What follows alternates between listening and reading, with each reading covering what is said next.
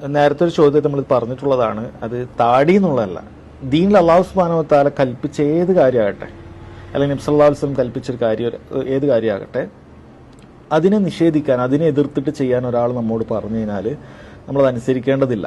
ഇപ്പം നബി സല്ലല്ലാഹു അലൈഹി വസല്ലം കൽപ്പനയപ്പെട്ടതാണ് വഫിറുൽ ലിഹാ, താടി അത് സമൃദ്ധമായി വളർത്തുക എന്നുള്ളത്.